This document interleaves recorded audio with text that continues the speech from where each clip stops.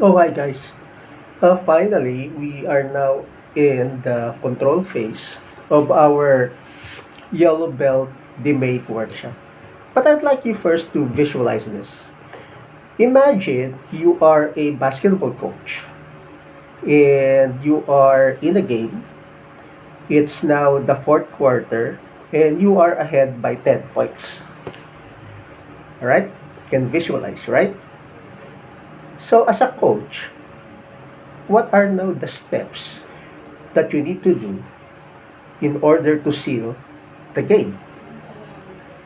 So one, definitely, you'll need to make sure that you still maintain the kind of defense that you have been doing all throughout the game, right?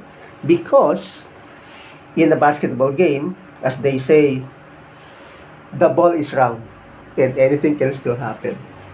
I've seen basketball games wherein it's only last, let's say, last 120 seconds, the opponents are ahead by 10 points. The, the team that has been trailing was able to catch up and eventually win the basketball game. So, guys, that's where the principle of taking control will take the center stage. So, same as when you are doing projects. So, we are done with the improve phase and we were able to show some degree of improvement from where we were during the define phase, right?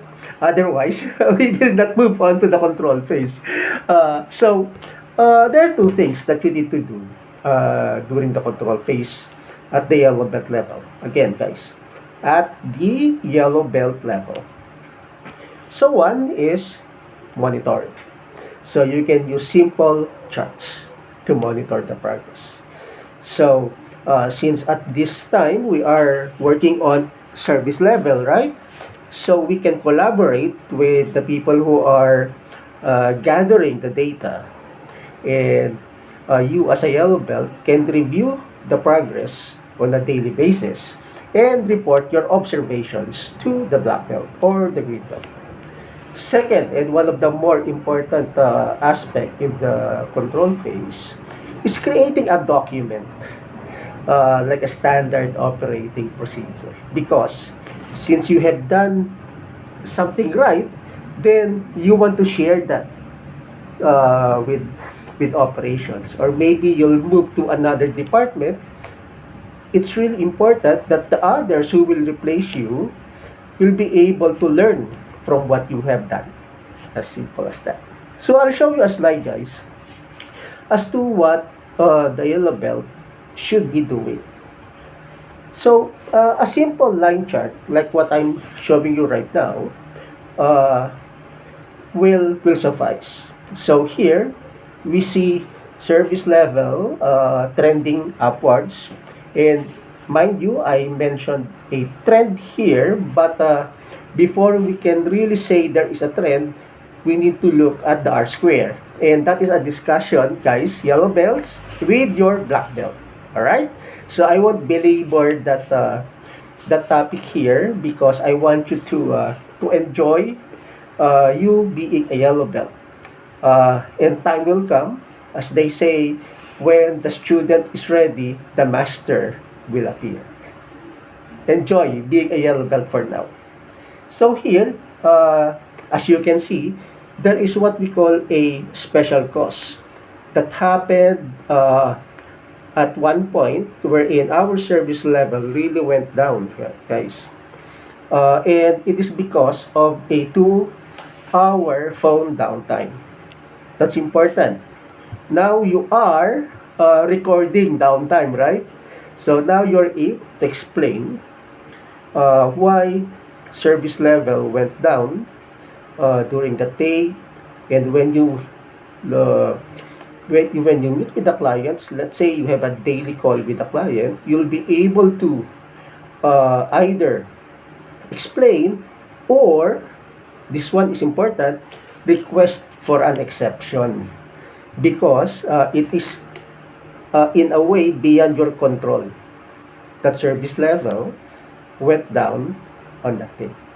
So take a look at this chart, have a discussion with your black belt, and this is a simple line chart that will really show you the progress of the improvements based on what you did in the improve phase. So, uh, it's really very important when you do the standard operating procedure. It doesn't have to be a complicated template. So all you need to have is a process map of the rigor, like the daily collection of the data based on the Y, which is service level, the daily analysis, and the daily sending of the report. As, as simple as that. Because before the project, you're not doing that. In fact, you are not even documenting downtime, right? As we found out during the early phases of the project, right? So, it's also very important, team, that you do a RASKI. We talked about this previously. So, it's just a chart showing the tasks, the task, like in this case, the collection data, the analysis, and the sending of the daily report. So there's a person who is responsible to do each of those tasks, and a main person who is accountable in making sure that those tasks are done religiously and consistently, right? And of course, there is a person who is consulted and people who are informed of the progress. That's the importance of the RASI chart. And upon completion of the project, it is also very important that you make an announcement, create a success story. The black belt knows how to do that, even when they are sleeping. So the participants must sign off, everyone must sign off that they agree with the project and they are celebrating, present it to the operations director, the vice president, and even to the client. That's good client relationship. It is also a way of improving the reputation of the company in front of the clients, right?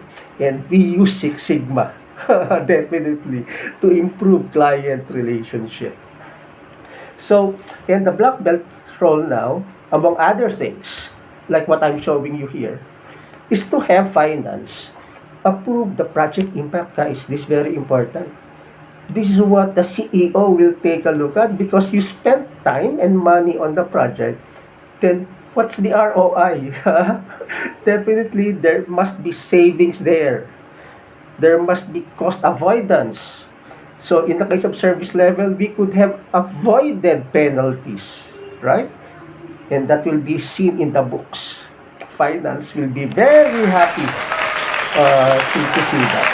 So the black belt normally takes care of that.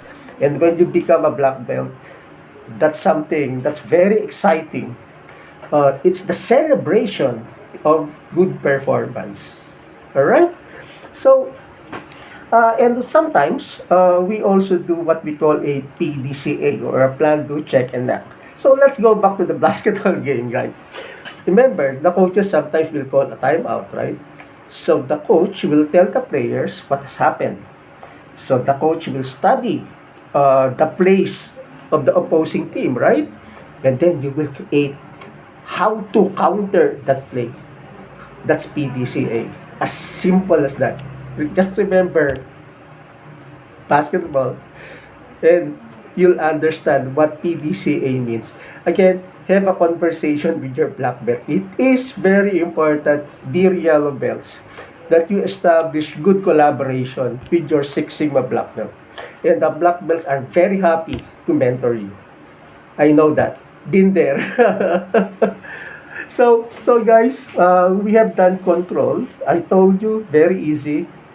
So, on our next chapter, we will be discussing lean, and I'll show you some of the charts how to create those. All right? But for now, just remember all the things that we have learned so far. I'll give you a test. Again, keep collaborating with your Lean Six Sigma black belt. They are your friends. Happy learning, guys.